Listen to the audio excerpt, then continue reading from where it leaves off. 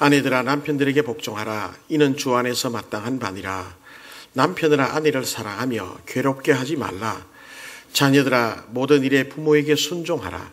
이는 주 안에서 기쁘게 하는 것이니라. 아비들아 너희 자녀를 노엽게 하지 말지니 낙심할까 함이라. 아멘. 하나님께서 우리에게 친히 만들어주신 두 공동체가 있는 거 제가 여러분들에게 누누이 말씀을 드렸습니다. 하나는 교회요 하나는 가정이라. 교회는 예수님께서 베드로의 고백을 들으시고 내가 이 반석 위에 내 교회를 세우겠다 말씀하셨습니다. 친히 예수님 십자가 피 흘린 피값으로 사신 교회가 하나님의 교회입니다. 그러니 어떤 음부의 권세도 이기지 못할 줄로 믿습니다. 그 다음에 두 번째는 가정입니다. 가정은 에덴 동산에서 하나님께서 아담과 하와를 부르시고 만드시고 그들에게 맡겨주시고 그리고 살도록 인도해 주신 것이 가정인 것입니다. 사람들은 낮에 열심히 일하다가 밤이 되면 퇴근하죠. 오후가 되면 퇴근하게 되고 퇴근하게 되면 모두 집으로 가게 되는 것입니다. 집으로 가서 쉼이 있고 집에 가면 평안이 있습니다. 재충전의 장소가 되고 또 가족이라고 하는 구성원이 함께 모여 서로 위로하고 격려하면서 살아가게 되는 것입니다. 여러분, 집 하면 가정이라고 하면 생각해 보십시오. 위로가 있습니다. 힘든 일이 있는데 집에 들어가면 가족들끼리 이런저런 대화 나누며 서로 위로를 받습니다. 힘들었던 여러 가지 많은 일들을 지지를 받고 공감을 받습니다. 평안함이 있습니다. 그러니 이런 가정이 우리 인간들에게 얼마나 귀중하고 좋은 것인지 정말로 귀한 것이 가정인 것입니다. 이 가정을 우리 몸으로 비유할 때 어디에 비유하면 좋을까? 저는 심장이라고 생각을 합니다. 사람이 심장이 멎게 되면, 심장이 멈추게 되면 가죠, 그냥. 그러나 심장이 계속 뛰는 한에는 살아있는 것입니다. 뿐만 아니라 우리가 자동차를 몰고 갈 때 자동차에 가장 귀한 것이, 귀중한 것이 뭐겠습니까? 엔진이에요, 엔진. 시동을 딱 걸어서 부릉 하고서 시동이 걸려야 되죠. 시동이 걸리지 않으면 그 자동차는 못 쓰게 되는 것입니다. 좀 다른 여러 가지 많은 또 고장이 있다 할지라도 또 수리해서 쓸 수가 있어요. 그런데 엔진이 고장이 나버리면 아무것도 못 쓰는 것입니다. 뿐만 아니라 좀 우스운 예 같지만은 찐빵이 있습니다. 찐빵의 가장 중요한 부분이 뭐죠? 안고. 그래서 안고 없는 찐빵이라 그러잖아요. 가정은 찐빵에 비유할 때 안고에 해당하는 부분입니다. 정말 중요한 부분입니다. 사람이 이 세상에 살아가면서 가정이 건강하면 그 인생이 건강합니다. 그런데 가정이 건강하지 못하면 그 인생 자체가 건강할 수가 없습니다. 가족들 가운데 질병이 있거나 사업이 실패하거나 아이들이 공부를 좀 못한다 해도 그러나 따뜻한 위로의 가정이 있고 서로 지지하고 공감해 줄 수 있는 집이 있다면 그 사람은 그야말로 행복한 인생을 살아가는 복된 인생인 줄로 믿습니다. 이런 가정을 누가 좋은 가정으로 이끌어가고 만들어가야 할 것인가? 혼자? 아니요. 남편 혼자 잘났다고 해서 되는 것도 아니고 아내 혼자 잘났다고 되는 것도 아니고 모든 가족의 구성원들이 함께 힘을 합해서 만들어 가야 돼. 그래서 이루어져 가는 곳이 곧 가정이요 집인 것입니다. 그래서 오늘 말씀 보면 아내들이여 혹은 남편들아 자녀들아 또 아비들아 라고 이렇게 말씀을 합니다. 모두 구성원들이 가정을 이루고 가정을 만들어 가는데 중요한 부분들을 감당하고 있기 때문에 그 구성원들 한 사람 한 사람에게 당부를 하고 있는 것입니다. 오늘 본문의 말씀 골로새서 3장 말씀을 읽었는데 우리는 이 말씀을 이해하기에 먼저 배경을 살펴보는 것이 중요하리라고 생각을 합니다. 왜 사도 바울은 골로새 교인들에게 이 편지를 써서 자녀들아 혹은 남편들아 아내들아 아비들아 라고 얘기를 했는가? 그 당시에 골로새 교회에 아주 심각한 치명적인 해를 입힌 이단이 있었습니다. 그 이단 이름이 영지주의라고 하는 이단인데요. 아마 오늘날 가만히 이렇게 비교해 본다면 이 구원파 이단과 거의 비슷하지 않겠나는 생각을 가져요. 영지주의 이단은요, 사람의 몸에는 영혼이 있고 육이 있다고 그랬습니다. 그래서 이 영혼이 예수를 믿고 영혼이 깨끗함을 받으면 이미 구원받았기 때문에 육신은 좀 마구 걸려도 괜찮다. 좀 죄들 지어도 괜찮다. 왜? 영혼은 구원받았기 때문에. 이게 영지주의예요. 이 구원파도 비슷하죠. 요즘에 신문이나 나오는 뉴스들을 보면 예수를 한번 믿고 구원받았으니 구원받은 사람은, 확신 있는 사람은 좀 죄를 지어도 괜찮다. 이런 나쁜 짓, 저런 나쁜 짓 괜찮다. 이미 다 구원받았기 때문에. 그러니 사람이 그렇게 많이 죽어도 이 사람들은 죄책감 하나 없는 것입니다. 아주 위험해요. 이렇게 이 구원파 비슷한 이단인 이 영주주의가 고린도 교회를 강탈을 하고 많은 사람들이 잘못된 믿음으로 빠져들어갔단 말이에요. 그래서 사도 바울은 이 골로새 교회에 편지를 쓰면서 그게 아니다. 그래서는 안 된다. 예수님이 누구냐 말이지. 예수 그리스도는 이런 분인데 적어도 예수님은 이렇게 믿어야 하고, 그래서 기독론이 나와요. 기독론. 예수님이 어떤 분이냐? 그리스도. 그리고 그 예수를 믿는 성도의 삶이 어떻게 돼야 되느냐? 예수 믿었다고 구원받았다고, 구원받은 마음의 확신이 있다고 아무렇게나 사되느냐? 안 된다. 그건 그래서는 안 되고, 예수 믿어 하나님의 자녀가 됐다면 하나님의 자녀다운 삶을 살아야 된다는 거죠. 할렐루야. 이게 중요해요.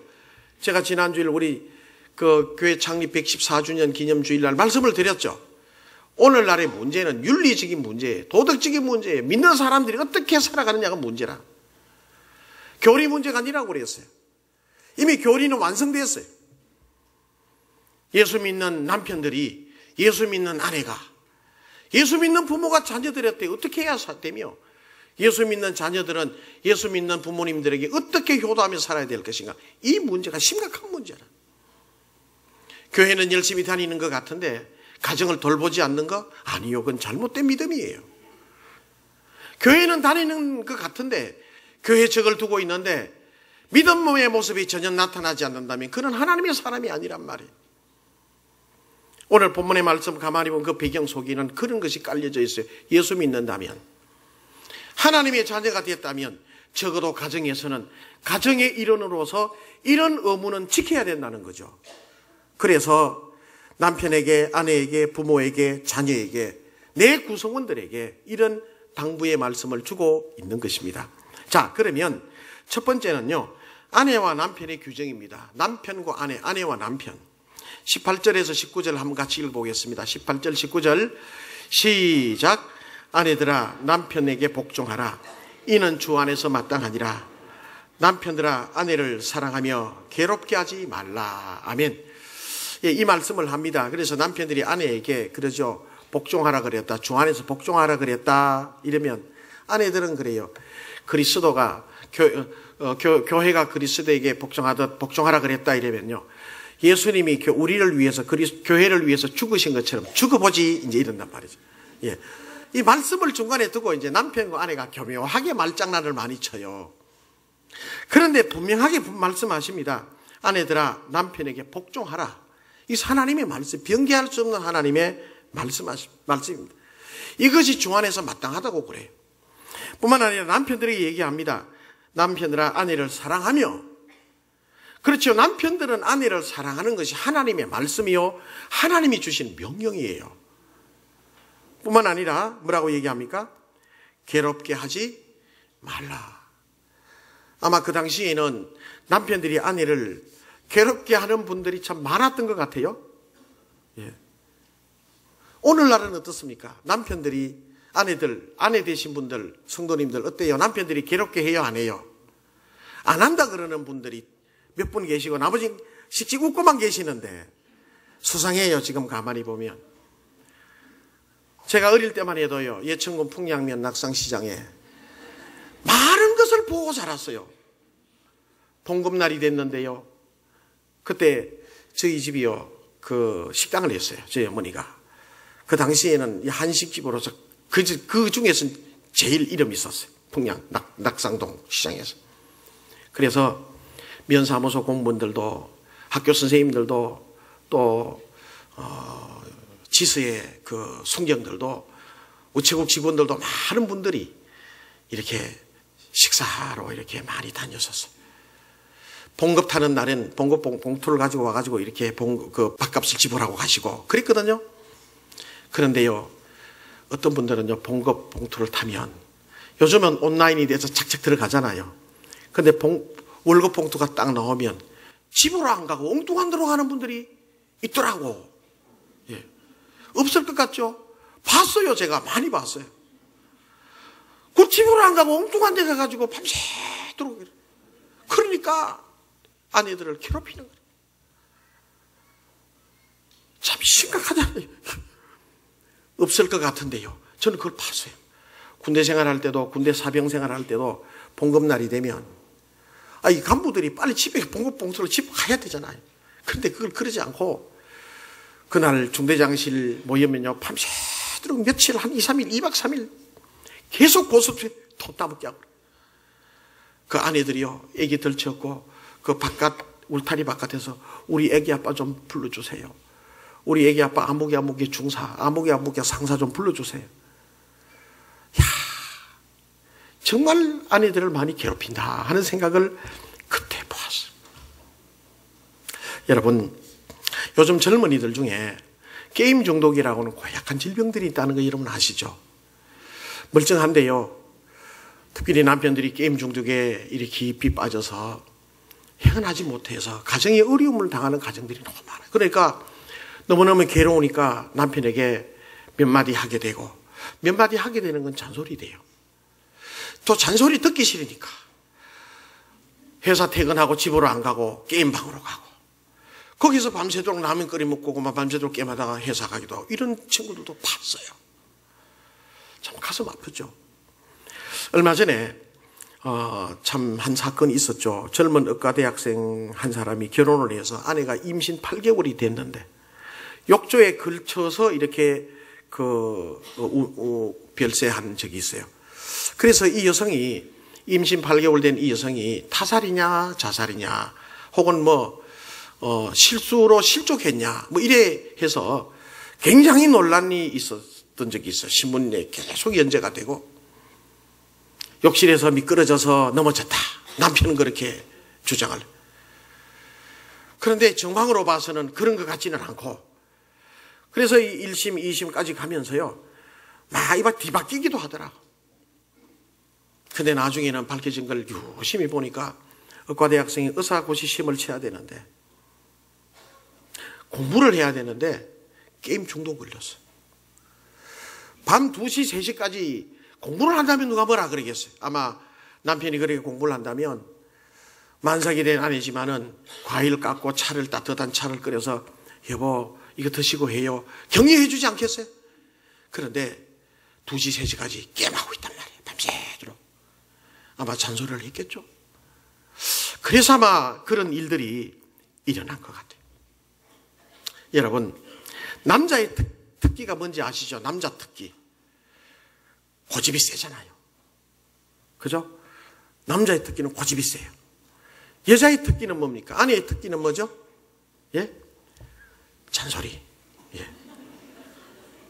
근데 가만히 봐요. 어떤 분은 그런 얘기를 해요. 성격이 맞지 않는다, 이런 얘기를 많이 해요. 성격이 맞지 않아서. 그렇지. 성격이 안 맞지. 그렇잖아요. 한 몸에서 태어난 아이들도 전혀 달라요. 이래 보면, 키워보면. 이렇게 다를 수가 있을까? 그런데 남남이 만나서 사는데 어떻게 같을 수가 있나요? 다르지. 그런데 중요한 것은 내 의도대로 이끌어 가려고 하는 이런 버릇이 이 사람에게는 있다는 거야. 그래서 남편은 남편대로 자기 생각대로 살려고 하고, 아내는 아내대로 자기의 페이스를 이끌어 드리려고 하다 보니까 고집이 나오게 되고, 뿐만 아니라 또 잔소리가 나오게 돼요. 그래서 잔소리를 듣게 되면 듣기 싫잖아요. 듣기 싫으니까 자기의 세계 속으로 빠져들어가고 싶어요. 더 깊이 들어가는 게 게임 중독으로 들어가는 경우들이 얼마나 많은지 몰라요. 여러분, 오늘날 많은 젊은 청년들 보면 정말 잘 사는 청년들도 많이 있지만은 문제가 심각한 청년 부부들도 얼마나 많은지 몰라요. 나름대로의 정신세계가 있는데 나름대로의 정신세계를 서로 인정하면서 살면 참 좋을 텐데 살다 보면 그렇지 않아요. 자꾸 간섭하게 되고 내 생각이 이렇게 좋을 텐데 왜 이래 하느냐. 그게 듣기 싫어서 이렇게 하다 보면 이 행복해야 될 가정들이 이렇게 여러 가지 많은 어려운 가운데 계속 반복되어져 가는 경우들을 참 너무 많이 보게 되는 것입니다. 오늘 하나님의 말씀에 분명히 말씀합니다. 아내들아 남편에게 복종하라. 이것이 주 안에서 마땅하다. 뿐만 아니라 남편들아 아내를 사랑하며 괴롭게 하지 말라고 말씀을 합니다. 하나님의 말씀입니다. 남편이라는 단어를 영어로 husband라고 하죠. husband의 어원은요 라틴에서 왔는데 하우스 더하기 밴드라고 하는 뜻이 있습니다. 하우스, 집이죠. 밴드는 끈이죠. 밴딩한다 그러잖아요. 남편이라는 존재는 가족을 끌어안고 가족을 꼭 하나님의 품에서 떠나지 않도록 붙들어 매고 그래서 거기서 단단하게 밴딩해 나가야 되는 책임이 남편이라고 하는 이름 속에 있다고 하는 것입니다. 아내는 그에게 복종해야 될 의무가 있고요. 그래서 남편이 가족들을 잘 묶어주고 잘 보살펴주고 그 의무를 잘 감당할 때 그 가정은 흔들림 없는 빈틈 없는 하나님의 가정으로 살아갈 수 있게 될 줄로 믿습니다. 남편된 자들은 여러분의 가정을 사랑의 끈으로 사랑의 줄로 은혜의 줄로 느슨하게 묶지 말고 단단히 묶어서 하나님 보시기에 아름다운 가정으로 이끌어 가시게 되시기를 주님의 이름으로 축원합니다. 아내된 자들은 그러한 남편에게 복종하고 순종해야 될 의무가 있고요. 남편된 자들, 아내된 자들 오늘 이 말씀들을 정말 잘 깊이 새겨야 될 것입니다. 특별히 우리 청소년들이나 또 결혼을 앞두고 있는 우리 청년들도 이 말씀들을 깊이 생각해야 돼요. 결혼 유토피아가 아니잖아요. 결혼한다고 해서 완전히 낙원에 들어가는 거 아니잖아요. 의무가 있어요. 아내는 남편에게 복종하고 남편들은 아내를 사랑하고 괴롭히지 말며 사랑의 줄로 밴딩해 나가는 아름다운 가정을 이루어 나가는 것, 그것이 하나님이 보시기에 축복된 가정이라는 사실을 믿으시길 바랍니다. 여러분 가정에 돌아가시면 남편된 자의 남편된 의무를 감당하시고 아내된 자들은 아내된 의무를 잘 감당해서 하나님이 보시기에 아름다운 가정들을 이루어 가게 되시기를 주님의 이름으로 축원합니다. 그 다음에 이제 두 번째 의무를 얘기합니다. 자녀들과 부모들에게 주시는 규정입니다. 20절, 21절 같이 읽어볼까요? 20절, 21절 시작.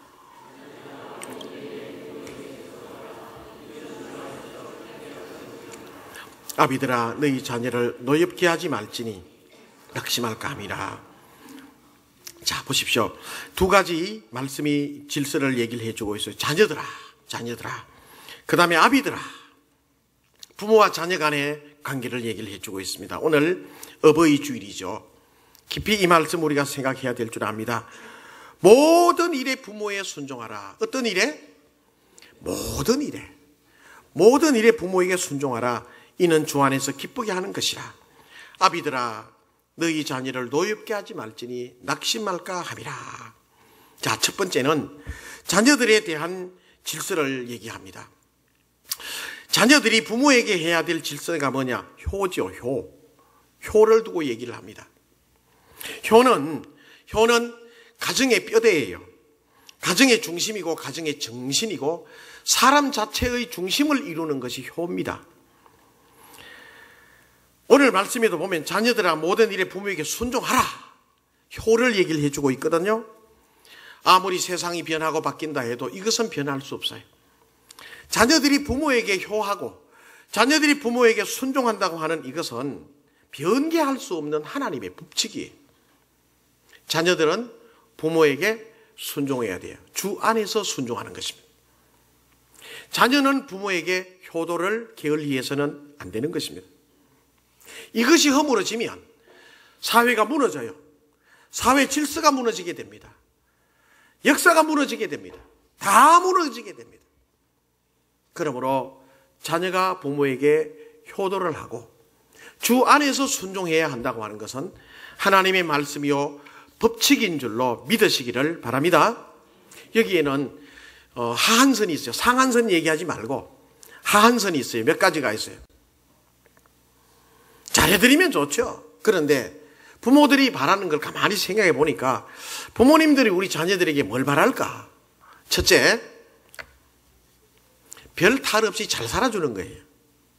부모된 우리 성도님들, 여러분 자녀들에게 바라는 거 있다면 뭐겠어요? 저들끼리 잘 살면 되는 거 아니겠어요?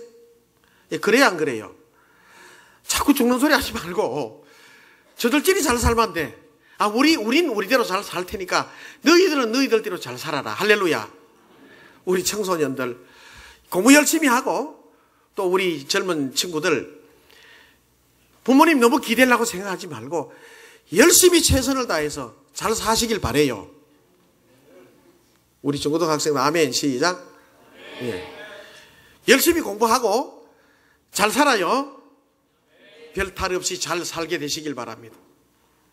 부모님들이 큰 거 안 바라요. 돈을 벌어서 많이 갖다 주면 물론 좋죠. 용돈도 좀 좋지만은 그러나 그것보다도 잘 살아주면 돼.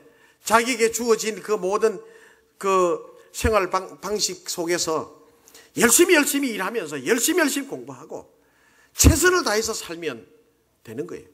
그게 가장 큰 효도인 줄로 믿으시길 바랍니다. 그 다음에 두 번째는 얼굴 좀 피면서 살아라는 거라. 뭐한테 뭔 걱정이 많은지 집에 아들 보면 얼굴이 자꾸 우거지상이 돼 있고 이러면요. 보는 부모들이 가슴이 아파. 또 결혼해서 살고 있는 자녀들이 가끔 집에 오면서 특별히 미네들이 이래 와서 보면 인상을 자꾸 그리고 있으면 이 부모님들이 괜히 마음 둘거지. 내가 뭐가 잘못을 했나. 예. 얼굴을 펴고 살아야 돼. 우리 젊은 청년들 그리고 우리 중고등학생들 부모님 앞에 이렇게 대할 때는 걱정 근심이 있다 할지라도 웃고 알겠어요?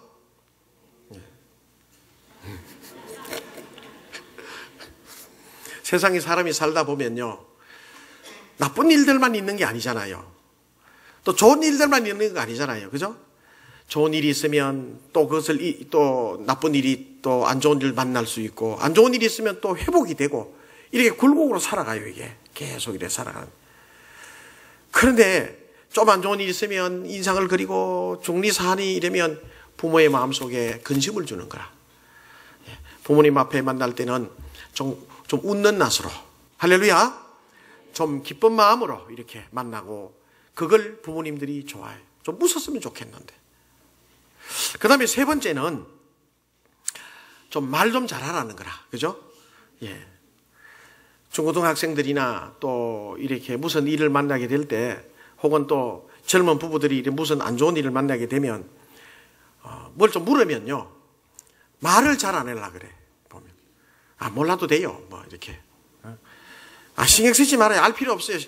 자꾸 신경이 쓰이는데 얼굴이 우중충해가 왔는데 야야 니 무슨 걱정이냐 이래 물으면 그런데 그건요 어머님 아버님 요런 일이 있어서 이런데 기도해 주세요 이래 잠깐 설명해 주면 좋을 텐데 알 거 없어요. 뭐 괜찮아요. 알 필요 없어 이러면요 그 마음속에 소외되는 감정이 있어서 훨씬 더 마음이 안타까워요. 예, 알았죠? 우리 젊은 친구들과 우리 중고등학생들 젊은 청년들은 꼭 그래요.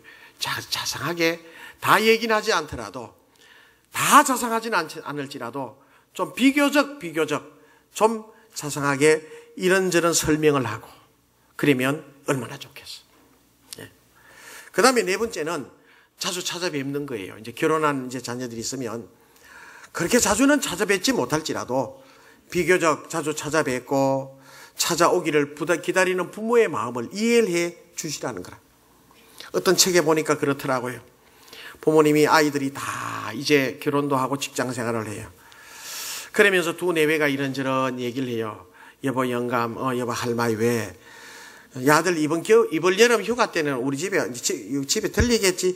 그게 지난해는 못 왔으니까 이번 여름 휴가 때는 애들 데리고 올라가지 않을까. 아이고 손자들이 손녀들이 보고 싶네.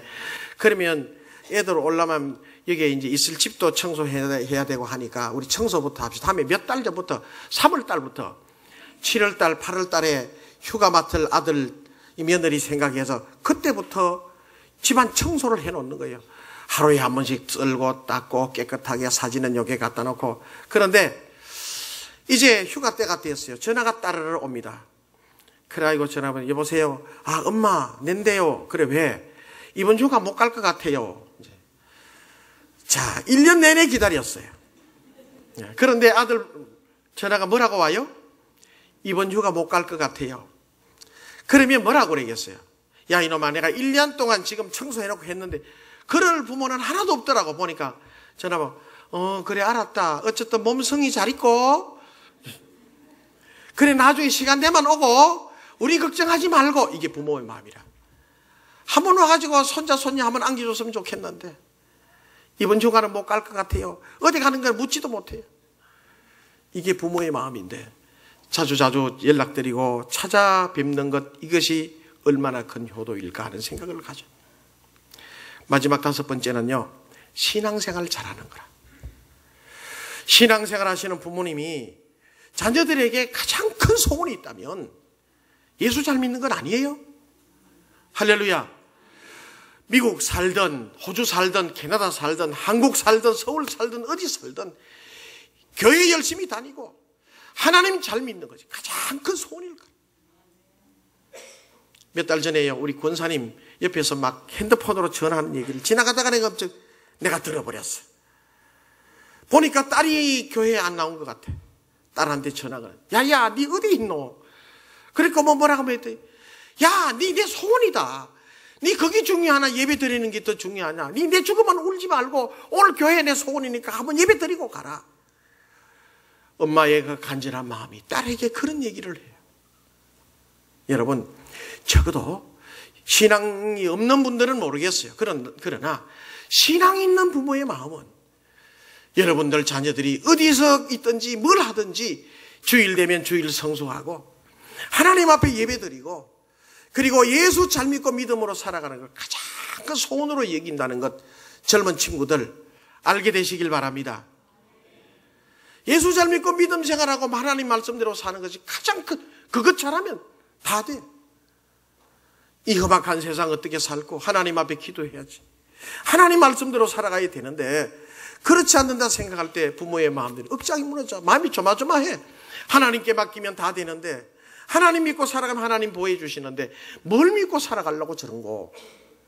여러분 자녀된 분들, 부모님이 계시는 분들은 부모님들의 소원이 바로 믿음 생활 잘하고 신앙 생활 잘하는 데 있다는 사실을 믿으시길 바라요. 할렐루야. 이제 부모님들, 여러분 부모님들이 자녀에게 해야 될 질서가 있습니다. 아비들아 너희 자녀를 노엽게 하지 말지니 혹시 낙심할까 함이라. 자 여기에서 자녀를 우리 부모님들은요, 저도 이제 부모가 됐잖아요. 그래서 빨간 꽃을 오늘 달아줘서 감사하게 달고 여러분들 다 빨간, 우리 부모된 자들을 한번 생각해 보십시다. 자녀를 노엽게 한다는 게 뭘까? 노엽게 한다는 건요, 화나게 하고 자극하게 하고 분노하게 한다는 거예요.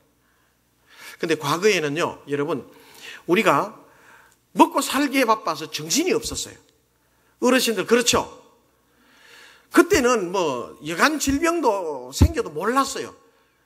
그때 뭐 우울증 어디 있었어요? 우리 어릴 때 못 먹고 살아가지고 그냥. 근데 먹고 살만하는 때가 이제 지금 됐는데. 그런데 오늘 우리 부모된 자들에게 자녀를 노엽게 하지 마라. 낙심하게 할까 염려하라. 자녀들을 키울 때요, 여러분 우리가 어떤 모습을 자녀들에게 보일까? 우리가 옛날 보면요, 제가 한 30년, 40년 전에 보면 뭐 부모님들이 뭐 어떤 생각을 가지고 뭐 자녀들 양육했나요? 먹고 살기 정신이 없었죠. 그러다 보니까 부모님들에게 있는 모든 좋은 면, 안 좋은 면 그대로 다 받고 자랐어. 싸우고 폭력을 휘두르기도 하고 욕하기도 하고 이런 부모님들의 모습을 그대로 보고 자랐잖아요. 그대로 보고 자란 우리들이 또 그대로 살아가요. 역사는요, 여러분 반복되는 것 같더라고. 그런데 지금 우리 어르신들이나 자녀들이 있는 부모님들이 지금 우리가 어떻게 뭘 새로 많이 배워서 어떻게 본을 보일 수가 있겠습니까마는, 그러나 예배 잘 드리고 하나님 말씀 잘 따라서 하는 이런 노력들이 여러분 늦지만은 오늘 우리들에게 필요한 줄로 믿습니다. 자녀들이 있는 집엔요, 애들이 어느 정도 컸어도 지금이라도 하나님 말씀대로 살고 예배 잘 드리고 하는 모습으로 보이는 거예요. 본을 보이는 거예요. 보는 대로 애들이 잘하게 되거든. 내가 하나님의 말씀을 내가 어떤 영향을 애들에게 줄 수 있는 걸 생각을 못해서. 그러나 여러분, 내가 말 한마디 하는 거, 내가 행동 하나 하는 것도 애들한테 그대로 영향이 될 수 있다는 사실을 그대로 기억해야 돼. 애들은 백지거든요. 이 백지에 내가 하는 말이 그대로 박혀져요. 지워지지 않아요. 상처를 주면 그 상처가 죽을 때까지 갈지도 몰라요. 선한 영향력을 주면 선한 영향력이 끝까지 갈지도 몰라. 그러니 여러분, 저나 여러분들이나 지금부터라도 기도하면서, 얘들아, 내가 너희들 위해서 기도하는 것 알지? 너희들은 적어도 이렇게 살면 좋겠다. 우리는 배운 것이 이렇게 잘못 배웠지만은, 힘들지만은 내가 이렇게 살려고 노력하는 건 너희들이 알았으면 좋겠다.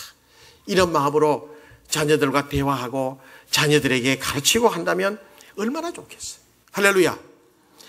좋은 영향력을 받은 분들은요, 좋게 살아가더라고. 보니까 우리 권사님들, 집사님들 정말 잘하시는 분들 계시잖아요. 그래서 너무너무 잘하셔서, 아이고 권사님 이제 이렇게 안 하셔도 돼요, 이러면 뭐라고 하시는가 하면, 목사님 제가 어릴 때요, 우리 엄마가요, 너희는 어쨌든 목사님한테 잘해라, 목사님한테 잘해들어라, 목사님한테 잘해들어라.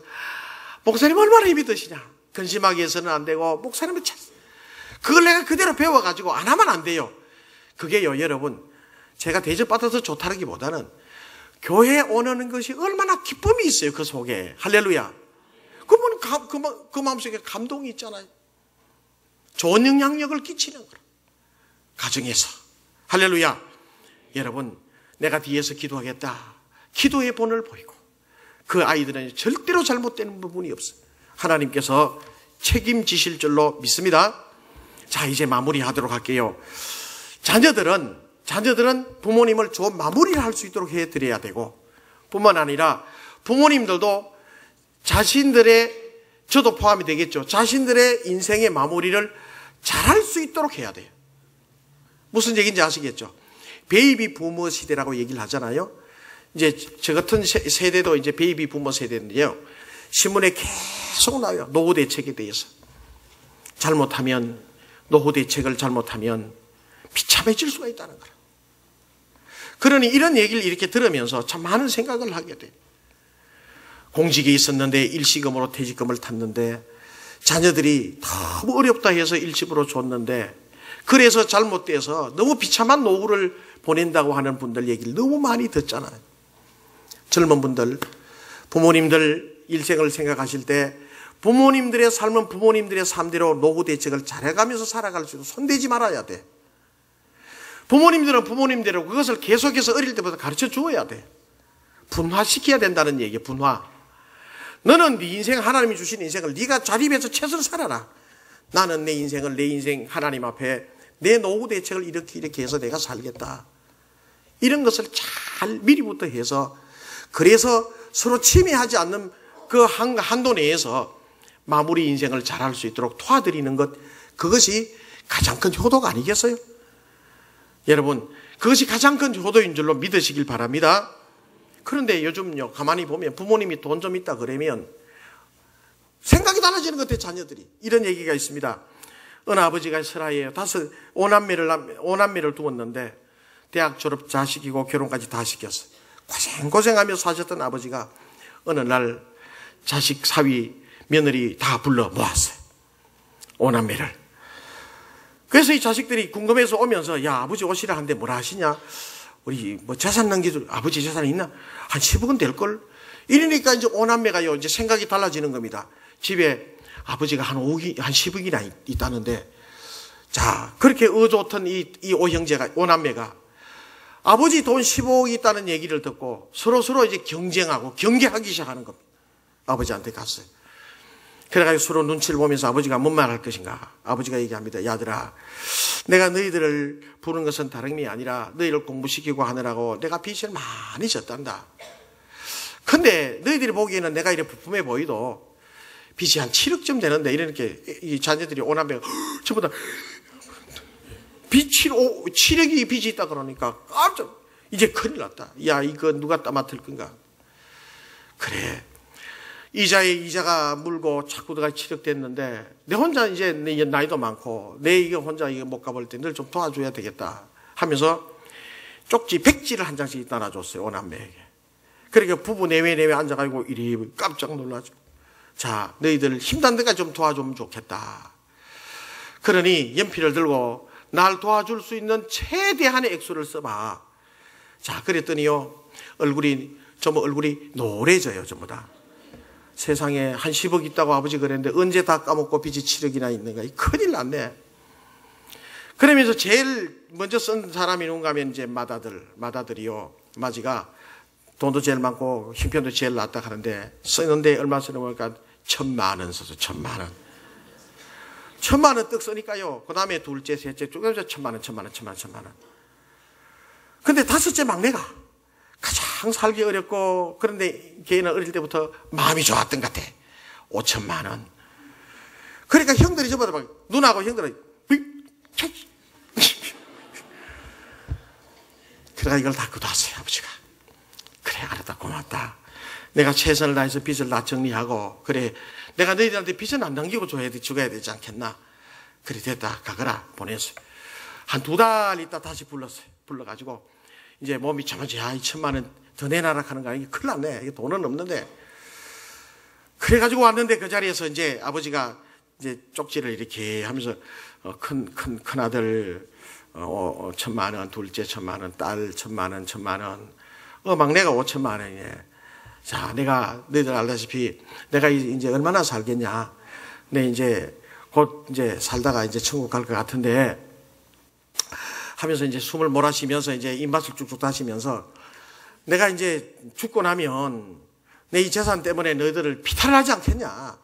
그러니 내 죽기 전에 다 정리하고 내 그래 갈란다. 너희들 사이 불만 없지? 깜짝 놀라는 거예요. 뭐 빚 있다 그래 놔놓고는 갑자기 뭐 얘기하니까. 그러더니 하는 말이, 아버지가 하는 말씀이요, 너희들이 적은 액수에 곱하기 10을 해서 내가 너희들이 나누어 주겠다. 그러니까 전 얼굴이 하얘지는 겁니다. 좀 더 적어낼 걸. 그런데 막내가 5,000만 원 적었단 말이에요. 곱하기 10을 하면 얼마죠? 그러니까 부모에게 잘하고 부모에게 효단에게 복을 받는다는 거라. 누가 지인의 얘기인지 모르겠지만 정말 의미가 있어요. 오늘날 세상이 매사에 돈으로 여겨요. 부모를 볼 때도 돈으로 여기고, 돈 많은 부모가 있으면 그 앞에 굽신거리고, 돈 없으면 그만 그것도 보지도 않는 이런 참 냉혹한 세대 우리가 살고 있지 않습니까? 오늘 본문은 우리에게 가르쳐줍니다. 아내들아, 남편에게 복종하라. 남편들아, 아내를 사랑하며 괴롭히지 말라. 자녀들아, 모든 일에 부모에게 순종하라. 아비들아, 너희 자녀를 노엽게 하지 말지니 낙심할까 함이라. 여러분, 가정은 돈으로 살 수 없는 것이 가정이고요. 가정은 남편이 있고 아내가 있고 자녀들이 있고 부모가 있고 또 자녀들이 있고 서로 지지와 공감이 있고 따뜻함이 있고 그리고 아름다운 사랑이 있는 곳이 가정이에요. 하나님의 말씀으로 돌아가서 우리에게 주신 이 가정을 잘 만들어 가십시다.